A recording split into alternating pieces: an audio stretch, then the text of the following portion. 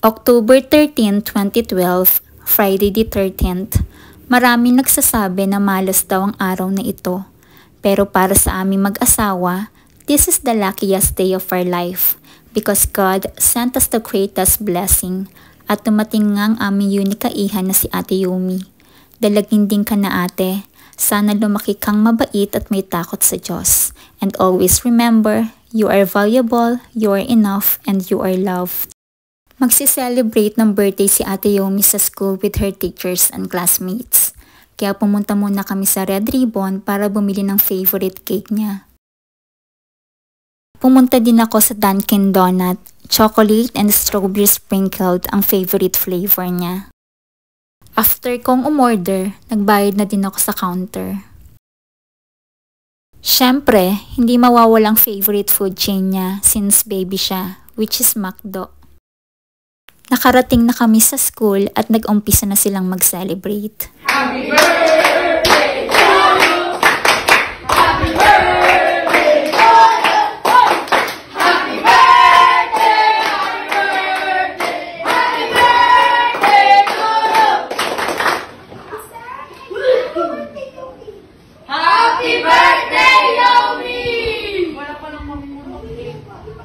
Wala po, Yomi. Si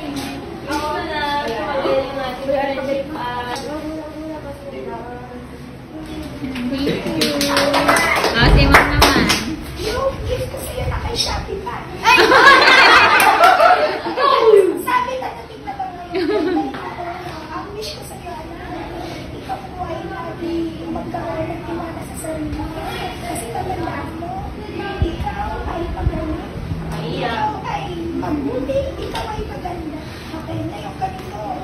Kung may mga tao, hindi naniniwala sa'yo. Huwag mo silang pansinin. Ang mahalaga, ikaw ay may tiwala sa sarili mo at ang pamilya mo ay nandiyan para sa'yo, okay?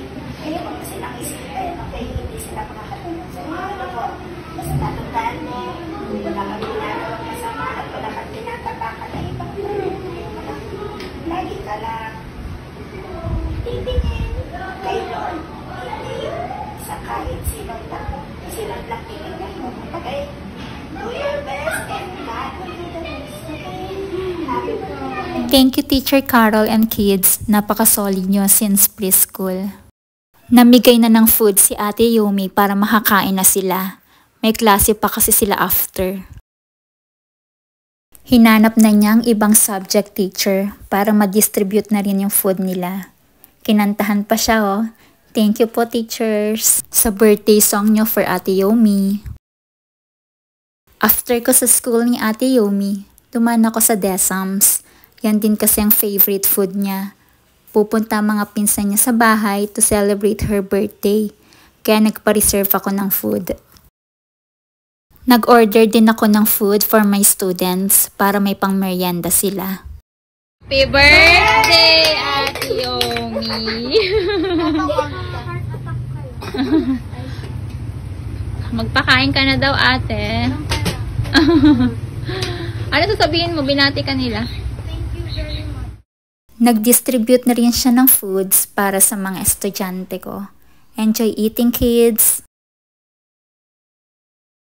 After ko magturo, nag-start na ako mag-decorate para mag-celebrate kami with her cousins and family. May samgyup pajama party kasi.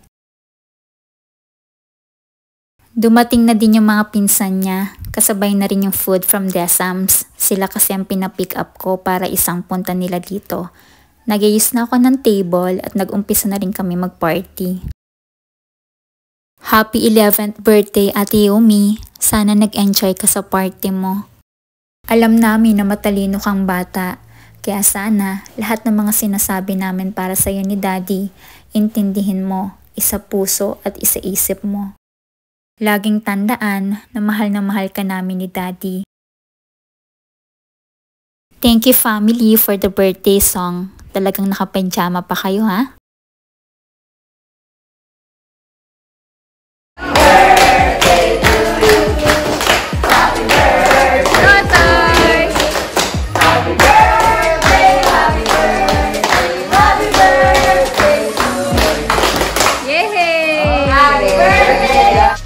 After ng birthday song, nag-wish na rin si Ate Yumi.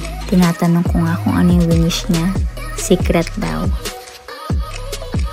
Tuwing birthday niya, gusto niya kasama yung mga pinsan niya para daw mas masaya ang birthday niya.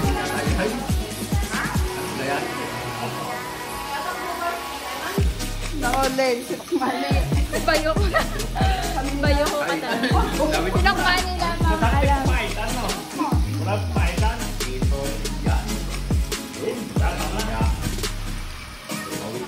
Say hi!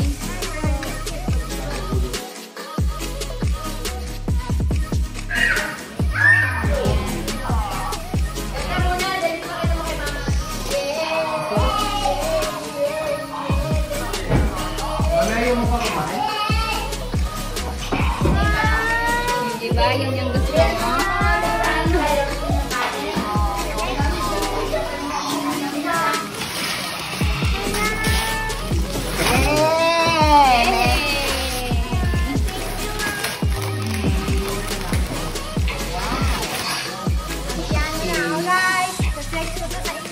Nag-open na rin siya ng gifts galing sa mga classmates niya. Sana nagustuhan mo yung gift namin sa'yo ni Daddy, Ate Yumi.